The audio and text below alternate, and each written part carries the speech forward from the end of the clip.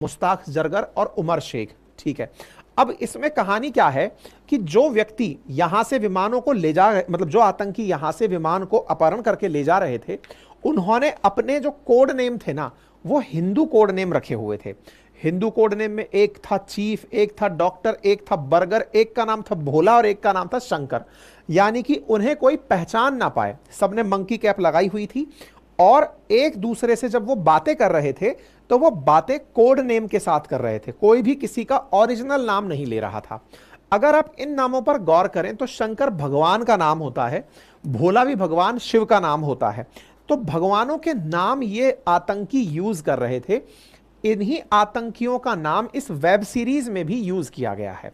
यह web series जो कि अनुभव सिन्हा द्वारा बनाई गई है, अनुभव सिन्हा ऑलरेडी भारत में कई ऐसे बयानों के लिए जो कि कंट्रोवर्शियल रहे हिंदू मुस्लिम प्लेटफॉर्म के लिए, ये इस तरह के बयान जैसे जेएनयू के अंदर हो रहे प्रोटेस्ट में काफी दिखाई दिए। साथ में इनके बयान कि आतंकी मुसलमान नहीं होते, इस तरह के बयानों के लिए ये पहले भी विवादित रहे हैं।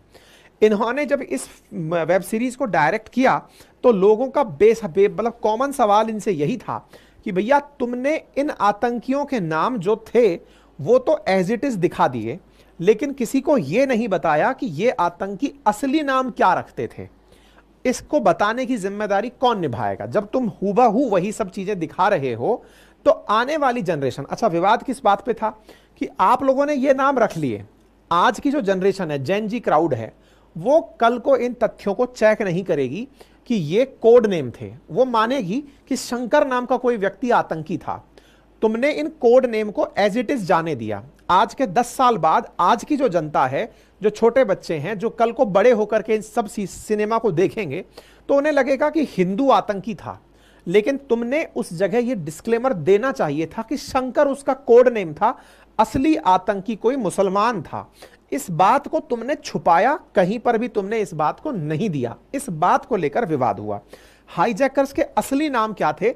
इब्राहिम अतहर, सनी अहमद काजी, शाहिद अख्तर सैयद, मिस्त्री जहूर इब्राहिम और सैयद शकीर।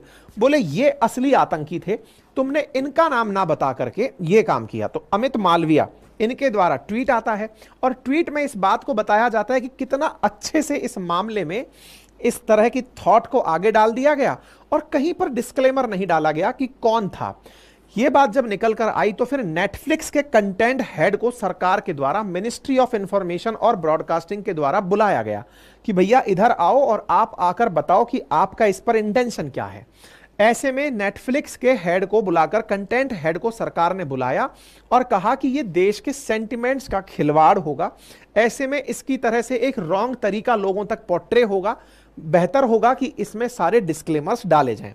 इस पर नेटफ्लिक्स के कंटेंट हेड मुलाकात करते हैं भारत सरकार से और फिर अपनी तरफ से यह घोषणा होती है कि हम अपने शुरुआत में, यानी वीडियो की शुरुआत में, आतंकियों का नाम इंट्रो में ही डाल देंगे कि यह व्यक्ति इस नाम से था, असली नाम इसका यह था। इस बात के साथ जाकर के मामला थोड़ा सेटल होता है कि हाँ भाई ठीक है। नेटफ्लिक्स ने अपनी तरफ से अनाउंसमेंट किया और अनाउंसमेंट में यह बात बता दी कि साहब हमारी तरफ से यह आतंकी था, इसका नाम यह था, यह हम जानकारी आपको पहले ही दे रहे हैं। यह बात भी हो जाती है, सारी घटनाएं चल रही होती हैं। लेकिन अभी के लिए क्या चीज निकल कर आती है कि अभी दिल्ली हाई कोर्ट में इसकी सीरीज को बैन करने का डिमांड किया जाता है। बोले साहब यहां पर फैक्ट्स को डिस्टॉर्ट करके दिखाया गया है। नेटफ्लिक्स ने कहा कि जो नाम थे वो हमने दिखा दिए हैं, हमने ऑफिशियल बयान में इस बात को डाल दिया है कि कौन आतंकी था, किस तरह से था।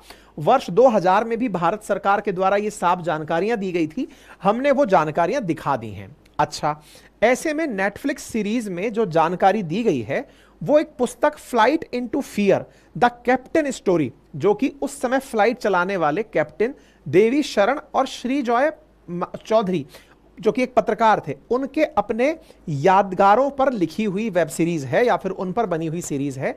या तो पूरा की पूरा वही लिखते, तो फिर आपने उसमें क्रिएटिव फ्रीडम जो ली, उस क्रिएटिव फ्रीडम में इन्होंने क्या किया नेटफ्लिक्स वालों में कि जब सीरीज खत्म हो रही है, जिस समय कैप्टन बाहर आते हैं, तो उसमें दिखाया गया है कि विदेश मंत्री कैप्टन को सल्यूट कर रहे हैं। यहां पर खुद कैप्टन बोलते हैं कि साहब ऐसा नहीं हुआ था, उन्होंने अपनी आंखों से ही हमें मतलब हम पर गौरव फील किया था, नंबर एक। नंबर दूसरा बोले इस वेब सीरीज में जिस तरह से दिखाया गया है कि कैप्टन खुद जाकर के पाइप सही कर रहा है फ्लश का, बोले मैंने नहीं किया था, मैंने बस बताया था कि यहां से हो सकता है, बोले इस तरह से यहां पर कुछ चीजें गलत तरीके से दिखाई गई हैं। खैर कोई नहीं, फिलहाल के लिए चर्चा इस बात पर है कि उस समय जो लिया गया फैसला था वो सही था।